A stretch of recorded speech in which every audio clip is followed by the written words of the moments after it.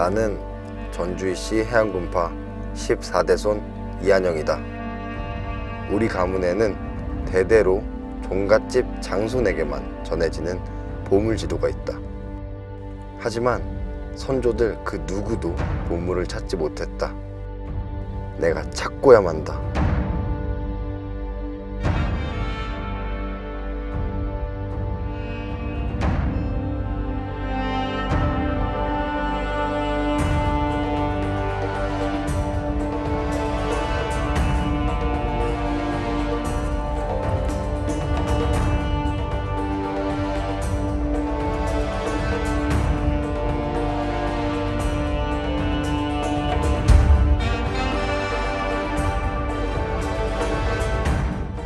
그래, 바로 여기야.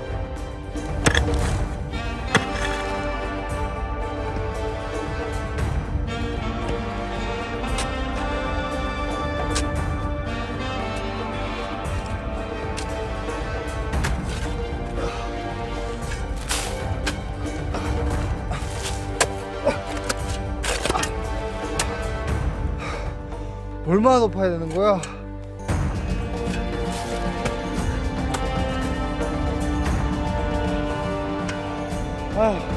이렇게나 깊게 팠는데 보물이 있긴 어딨어?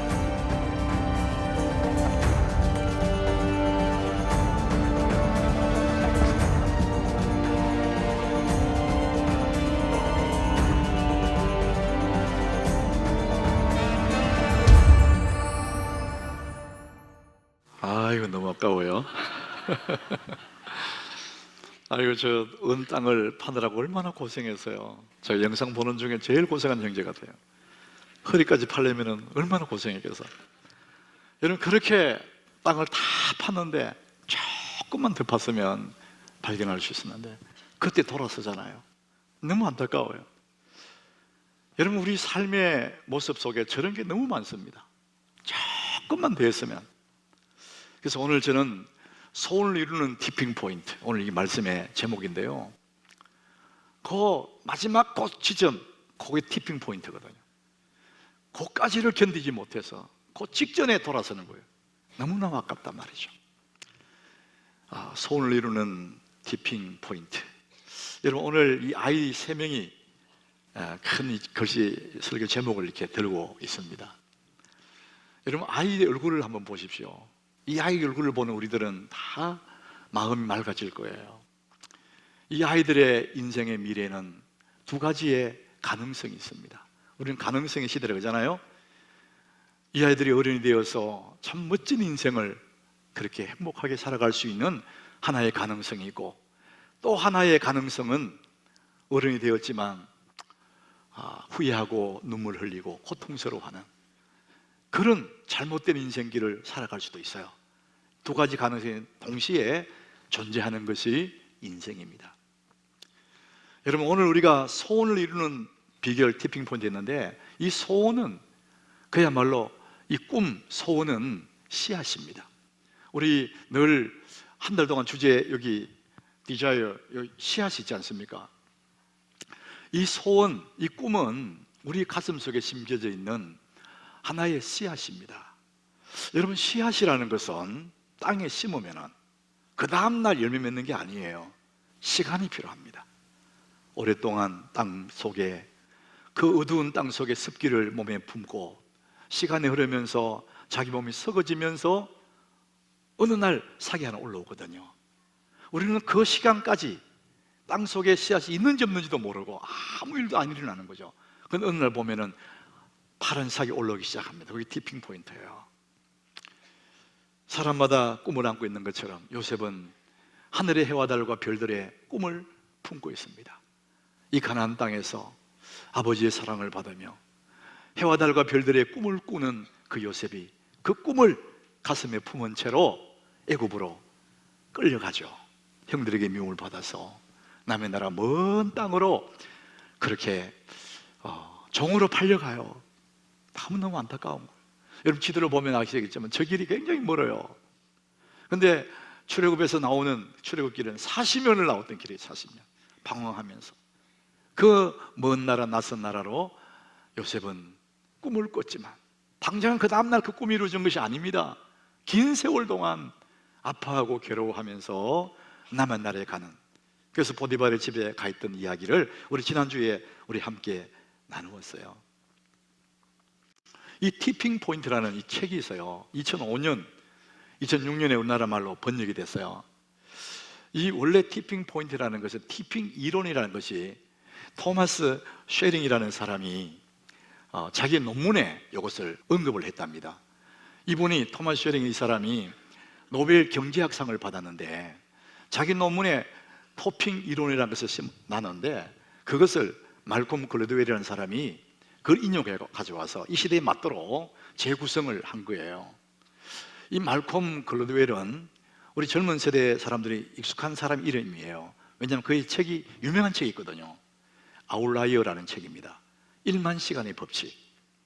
모든 정상에 있는 사람들, 한 시대의 정상에 있는 사람들은 모두가 다 한결같이 1만 시간을 그 일을 위해서 투자를 했다는 겁니다. 그래서 아웃라이어가 된 거죠.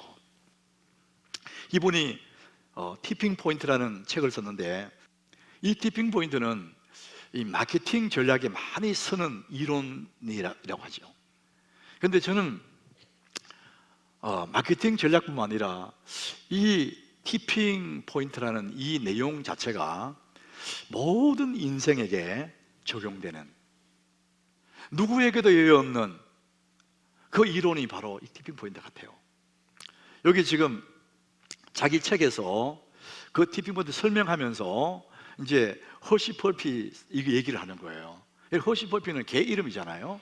근데 이 허쉬 퍼피 이게 요 마크 그대로 써가지고 어떤 회사의 로고입니다. 이게 그게 허쉬 퍼피 구두 회사, 구두 만드는, 신발 만드는 회사가 허쉬 퍼피예요.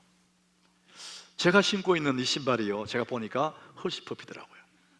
근데 이 허쉬 퍼피 신발 회사가 처음에 이 신발을 만들었을 때 사람들이 그들도 보지도 않았대요. 그냥 뭐 허접한 그런 신발로 생각을 했답니다. 자, 그런데 뉴욕의 이스트 빌리지라는 작은 마을에 히피족 청소년 몇 놈이 끌렁끌렁한 신발을 끌고 다닌 거예요. 그 신발을. 근데 몇 달이 지나자마자 전국으로 퍼져나간 거예요. 그래서 그때부터 3만 켤레 팔리다가 그 다음에 43만 켤레 팔리다가 130만 켤레 팔렸다는 거예요. 어느 시점까지는 아무 소식이 없었는데 사람들도 잘 몰랐는데 어느 시점에서 확 팔리더라는 거예요. 이게 티핑 포인트라는 거예요. 이 그림을 그리면 딱 이렇습니다. 언덕 위로 바위를 밀어 올리는 거, 침을 밀어 올리는 거 너무 힘들잖아요. 우리 뭐 상식으로 아는 거죠.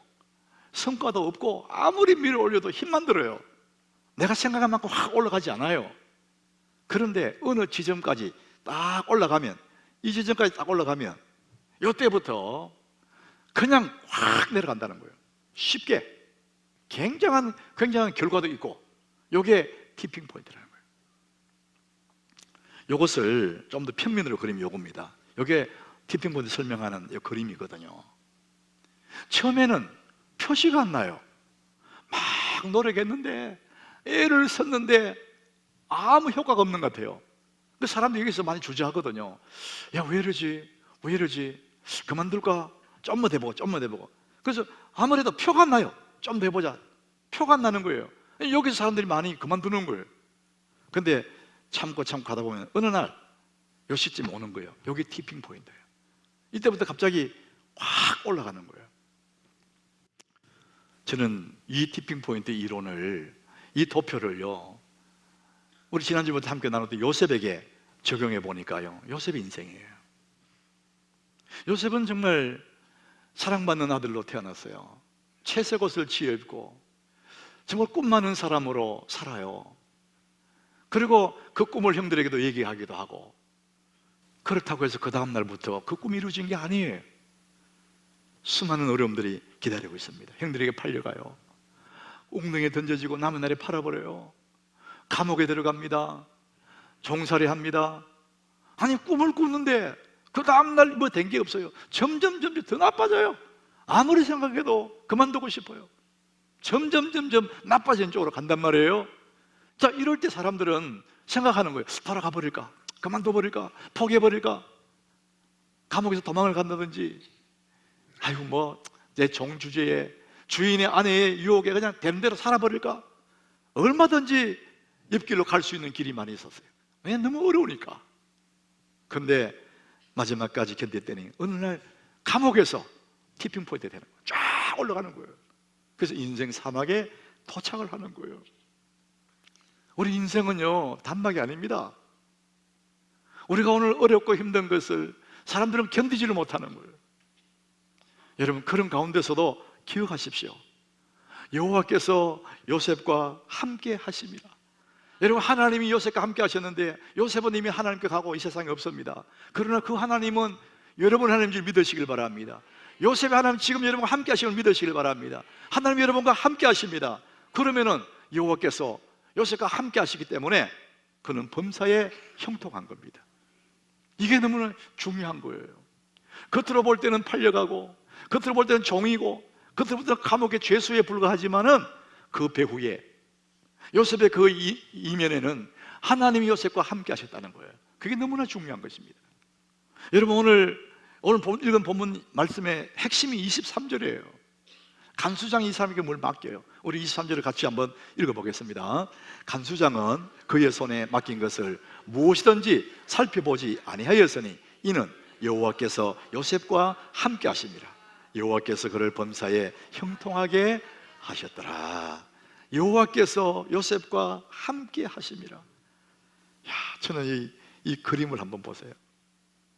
아빠의 손이 쫙 든든한 아빠의 손이 내려와요.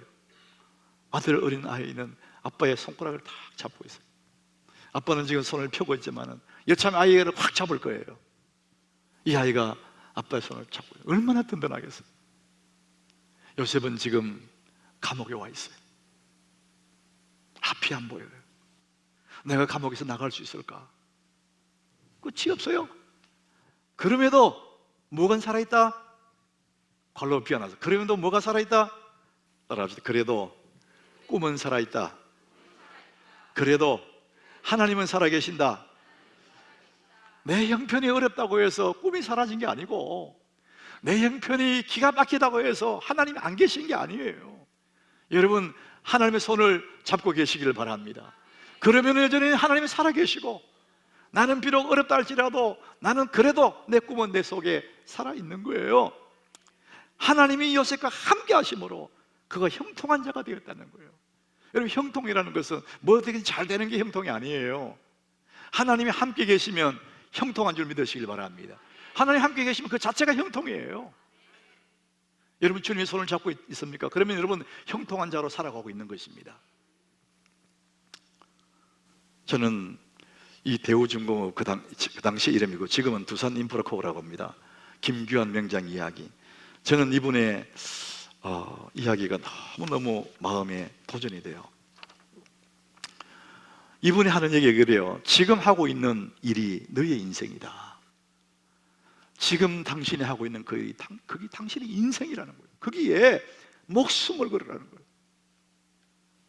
저는 이 말이 너무너무 마음에 와닿아요.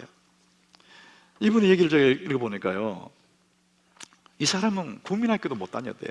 요즘 초등학교잖아요. 글을 읽을 줄은 모른대요. 그런 사람이 그 당시 대우중공업에 그냥 마당 쓸고 물 다루는 허드렛 일 하는 사람으로 들어가서 훈장을 2개 받고 대통령 표창 4번 받고 발명특허 대상을 받고 장영실상을 5번 받았대요. 장영실상은 뭔지 모르겠는데 5번 받았대요. 초정밀 가공 분야의 명장으로 추대했다는 거예요. 근데 이 사람이 너무 배가 고프니까 자기 표현이 그래요. 이틀 정도 굶으면은, 무더운 여름에 땀이 안 난대. 굶으면은 3일을 굶으면 토한다는 거예요. 너무 배가 고파서 자기는 15살에 가장이 됐는데 죽고 싶더래요. 근데 여동생 때문에 못 죽고, 그래서 큰거니 얻어먹으며 살았는데 어느 날 신문에, 글을 읽을 줄 모르니까 신문에 이웃집 아주머니야 이게 뭡니까 물었더니 대우가족 모십니다 이런 사업노지 광고가 붙었어요. 이 사람이 내용을 모르니까 대우가족 모십니다 그러니까 이분들도 가족이 없는가 보다, 나 같은 가족이 필요한 것보다, 이렇게 찾아갔다는 거예요, 그 회사에.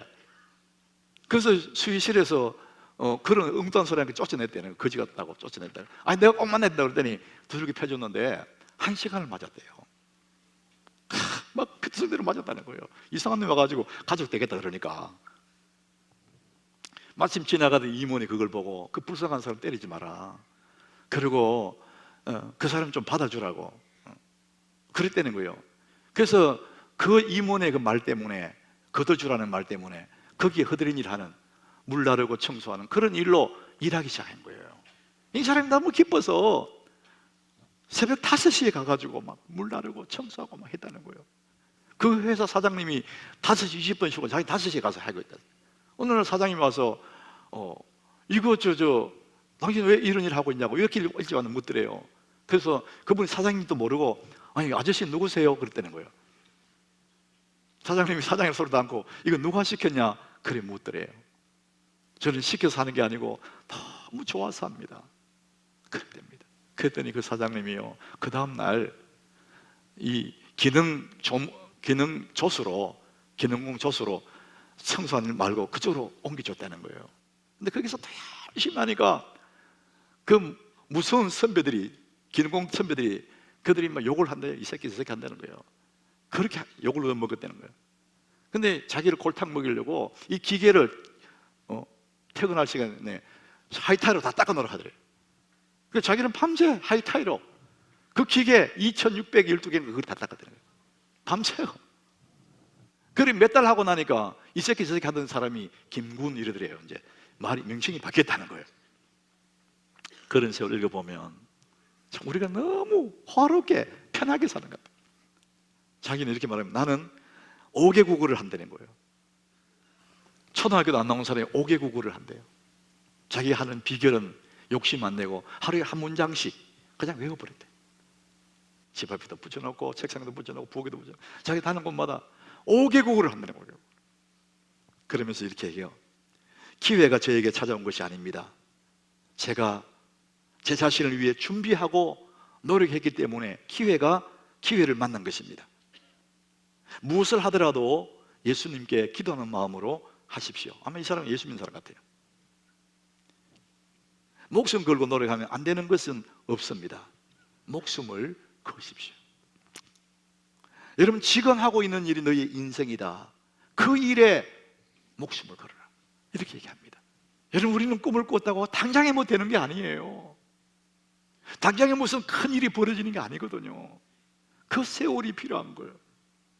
요셉에게도 그 세월이 필요한 거예요. 그래서 요셉은 지금 너무나 억울하게 감옥에 온 거예요. 자기는 성실하게 정직하게 충성스럽게 종노릇 했는데 오해받아가지고 그것 때문에 감옥에 들어온 거예요. 더 나빠진 거예요. 그런데 저 감옥에 들어가고 오해해서 감옥에 들어왔지만은 이 요셉은 전에 하던 대로 하는 겁니다. 따라합시다. 전에 하던 대로. 여러분, 전에 하던 대로 이게 굉장히 매력 있는 단어예요. 전에 하던 대로. 상황이 바뀌면 사람이 바뀌거든요. 행동도 바뀌고 말도 바뀌고. 근데 요셉은 안 바뀌어요. 전에 하던 대로 하는 거예요. 이게 다니엘 6장 10절에 다니엘이 했던 겁니다. 다니엘은 평소에도 하나님을 경외한 사람이었어요. 평소에도 늘 예루살렘 고국을 그리워하면서 성전을 향해서 하루에 3번씩 기도한 거예요. 근데 어느 날부터 이상한 법을 하나 만든 거예요. 지금부터 자기 신에게 기도하는 사람들 사자굴 속에 집어넣는다, 이러는 거예요. 근데 사자굴 속에 집어넣는다는 법이 발령됐기 때문에 하나님께 기도하면 사자굴 속에 들어가야 돼요. 근데 다니엘 6장 10절에 보니까 다니엘이 이 조서에 왕의 도장이 찍힌 것을 알고도 다 알지만은 자기 집에 돌아가서는 윗방에 올라가서 예루살렘을 향한 창문을 다 열어놓고, 창문 여는 거 다 보이잖아요. 사람들이 다 놓기도 안 될 텐데 다 열어놓고 전에 하던 대로 이렇게 하면 전에 하던 대로. 이전에도 그렇게 했다는 거예요. 그러니까 전에 하던 대로 똑같이 하루 3번씩 무릎 꿇고 기도하고 하나님께 감사하는 거예요. 그 창문 다 옛날에도 그래 했으니까 그 사람들이 볼 때 다 보이거든요. 바로 고발해가 사자굴에 집어넣어 버리죠. 근데 전에 하던 대로. 요셉은 지금 옥에 와 있고 너무나 억울했지만 거기서 다 포기하고 싶지만 전에 하던 대로 여전히 하나님 손 붙잡고 있고, 여전히 성실하고, 여전히 정직하게 자기 일을 다 하는 거예요. 그럴 때 하나님의 티핑 포인트, 하나님의 때를 맞이할 수가 있는 거거든요. 여러분, 프로와 아마추어 차이가 있어요. 프로는 자기 방면에, 모든 자기 방면에 프로들은 어떠냐? 기본기가 있어요. 기본기. 그 기본기를 계속 연습합니다. 반복, 지속, 계속하면, 반복하고 지속하면 나중에 프로가 되는 거예요. 근데 아마추어들은요, 몇 번 하다가 그만둬 버려요. 여기 아마추어예요. 프로는 계속 하는 거예요. 여러분, 우리 신앙의 프로들도 어떤 사람이냐? 계속 하는 겁니다. 특정한 기간 새벽기도 왔다가 안 오고 동판 이름 새기고 끝, 이게 아닙니다. 그 내년 1월 달도 기다리는 거예요. 그것도 안 온 사람보다 훨씬 좋아요. 근데 여러분, 신앙에도 프로가 있고 모든 방면에 프로들이 있는데, 프로의 특징이 뭐냐? 전에 하던 대로 합니다. 따라합시다. 전에 하던 대로. 하나님이 이걸 너무 귀하게 보는 거예요. 상황은 바뀌었어요. 환경도 바뀌었어요. 전혀 불리한 상황이 되었어요. 그래도 똑같이 상황은 바뀌어도 환경은 바뀌어도 내 신앙은 똑같이 전에 하던 대로 가는 것입니다. 이것이 능력입니다. 우리는 인생을 살다 보면 언제나 오늘 만나는 세계의 공을 만납니다. 세계의 문제를 만난다는 거예요. 누구나 다 이런 걸 만납니다. 첫 번째는 환경입니다. 환경. 두 번째는 나, 너. 이 세계가 만나지는 거예요. 요셉이 지금 현실이 뭡니까? 감옥이라는 환경에 들어갔어요. 거기에 죄수들이 있습니다. 거기에 자기가 있습니다. 자, 이런 상황에서 사람들은 맨 먼저 뭐 하고 싶나 하면은요, 환경을 바꾸고 싶어요. 요셉 같은 경우에는 옥에서 탈출하고 싶어 하죠. 옥에서 나오고 싶어요. 환경을 바꾸고 싶어요. 사업하던 사람 사업이 어려워지면 어떻게 하든 사업을 살려보려고 애를 쓰거든요. 당연하죠. 근데 여러분, 환경을 바꾸는 건 참 어렵습니다. 여러분이 복잡한 도시에, 서울에 운전해 가다가 시간은 급하고 차는 쫙 막히고, 아무리 내가 애를 쓰고 발을 동동 굴러도 막혀있는 그 교통을 어떻게 할 수가 없어요. 이게 주어진 환경은요, 우리가 바꾸는 게 쉽지 않습니다. 근데 사람들은 이 어려운 환경 만나면 환경을 바꾸려고 그러거든요. 그 이재철 목사님이라고 백주년 기념교회 목회하시다가 이제 저 합천으로 가셨대요. 근데 이분이 사업을 하다가 늦게 목사가 된 겁니다. 근데 자기의 그 이야기를 자신이 쓴 그 요한복음 강의에 자기 얘기를 썼더라고요. 이분이 사업을 하다가 사업이 어려워진 거예요. 사업하면 어려울 때가 있잖아요. 자, 그럴 때 이 사람이 고민하다가 그 당시에 1억짜리 복권을 하나 샀다는 거예요. 당첨되면 1억이 되는 거예요. 요즘은 뭐 훨씬 더 높은 복권이 있겠지만 그 당시 1억이 굉장히 컸답니다. 그래서 복권을 딱 사놓고 그 다음날부터 새벽 기도에 가기 시작했답니다. 그래서 이분이 평소에 새벽 기도 안 하던 분이 복권을 사놓고 새벽에 나가서 하나님 앞에 오로지 기도 제목, 주님, 이 복권이 1억에 당첨되게 해주시옵소서. 이게 기도 제목이에요. 그 하나님 앞에 이제 거래를 하는 거예요. 하나님, 이거 1억에 당첨되면 11조로 1,000만 원을 드리겠습니다. 그리고 내가 진짜 크리스찬으로 살겠습니다. 하나님 앞에 진심으로 기도하고 결심을 했대요. 그리고 일주일 동안 새벽 기도를 하고, 그 다음에 주일날, 그날 저녁에 이제 복권 주시면 하는데, 주일 아침에 다른 날보다 일찍 일어나서 온면물을 가다듬고 예배를 잘 드리려고, 평소에는 합품도 하고 예배 드릴 딴 생각도 하고 막 책 뒤지다가 뭐 이러는데, 그날은 복권 때문에 예배를 잘 드려야 돼. 진지하게 할렐루야 아멘 하고 막 아멘, 은혜가 되더래요. 그러니까 여러분, 예배 진지하면 은혜가 되거든요. 그러고 나니까 예배당을 딱 나서는데 오늘 저녁에 1억은 내 거다. 그럼 자기 확신이 확 오더래요. 저녁에 텔레비를 틀어서요, 복권 추첨합니다, 준비하시고 서세요. 여러분 그래 하잖아요. 아마 복권 들고 있는 사람들이 준비하시고 가슴 서세요 이럴 거예요. 근데 결과적으로요, 이분이 500원짜리도 안 됐대요. 500원짜리. 제일 꼴찌가 500원이거든요. 그것도 안 됐다는 거예요. 너무 실망을 했대요. 그래서 나중에 사업을 정리하고 이분이 신학교 가서 목사가 됐거든요. 신학교 가보니까 자기보다 더한 사람이 거기 왔더래. 자기는 복권 사 새벽기도 갔는데 이 사람은 복권 사놓고 저 기도원에 가서 금식기도 하더라는. 금식기도.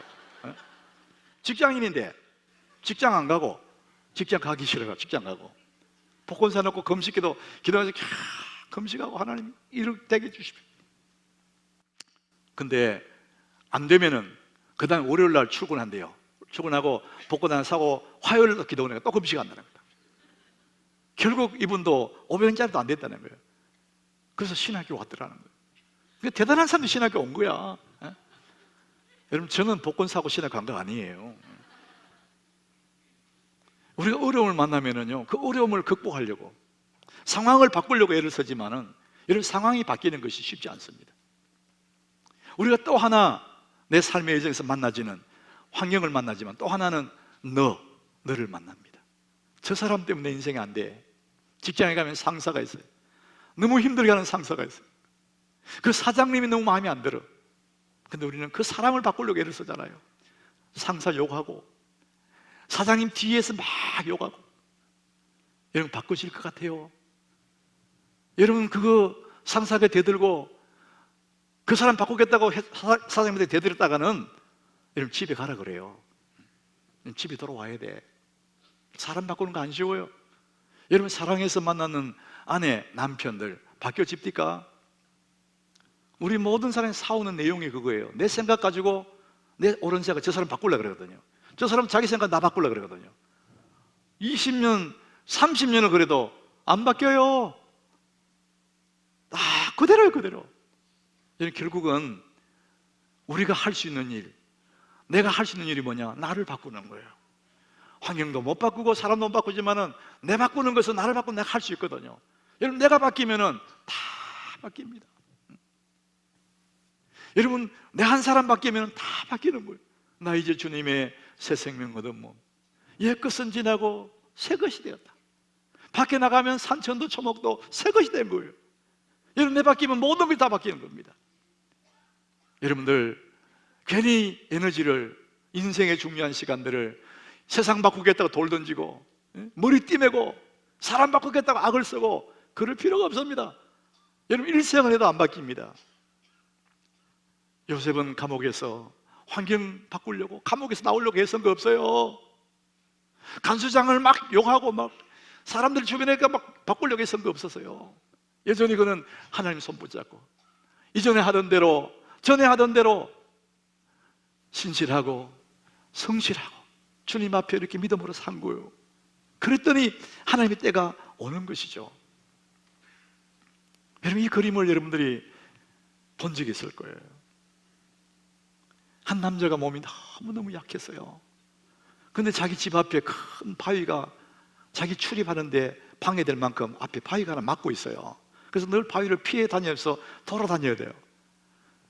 이 병이 약한 이 사람이 하나님, 내가 너무 몸이 약해요. 이 바위를 좀 옮겨주세요. 바위를 치워주세요. 그렇게 됐더니 하나님이, 그래 아들아, 너 오늘부터 저 바위를 힘껏 밀어라. 하나님 그렇게 말씀하셨어요. 그래서 이 사람 하나님 말씀대로 그날부터 바위를 힘껏 밀기 시작했습니다. 하루를 밀고 일주일을 밀고 3개월을 밀었어요. 그리고는 바위를 이렇게 보니까 조금도 움직이지 않았어요. 너무나 속이 상했어요.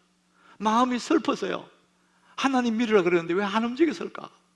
하나님께 투정해서, 하나님, 왜 저 바위가 3개월을 밀었는데, 하나님 밀으라 해서 밀었는데 왜 조금도 움직이지 않았습니까? 하나님께 그렇게 투정을 했더니 하나님이 그러시더래요. 아이야, 내가 언제 너를 바위를 옮기라 그랬니? 바위를 밀으라 그랬지 않냐? 너 방에 가서 거울 앞에 한번 서봐. 이 남자가 방에 가서 거울 앞에서 위통을 탁 벗으니까요, 3개월 동안 이거 밀다가 근육이 생긴 거예요. 근육질의 남자가 돼 있는 거예요. 자기도 모르게. 그렇게 약하던 이 남자가 이제는 이 바위를 막 깨서, 해물을 깨서 옮겨버릴 수 있는 그런 힘 있는 남자가 되어 있었다는 것이죠. 하나님의 계획은 이 바위를 옮기는 게 아니에요. 하나님의 계획은 이 남자를 강하게 만드는 것, 나 자신을 변화시켜 주는 그것이 하나님의 계획이었어요. 요셉을 하나님 일부러 감옥에 집어넣은 거 아니에요. 요셉 앞에 큰 바위가 막고 있습니다. 요셉은 그 바위를 옮겨달라고 한 적은 없어요. 그 바위를 깨버릴 수 있는 능력을 하나님 주시기를 원하시는 거예요. 우리 사람들이 살다 보면 이런 일들 많이 만나요. 어려운 일들을 만나요. 내 앞에 재물의 바위가 있고요, 자녀의 바위가 있고, 물질의 바위가 있고, 건강의 바위가 나를 가로막아요. 우리는 자꾸 바위 옮겨달라 그래요. 하나님 제 바위 옮겨주세요, 옮겨주세요.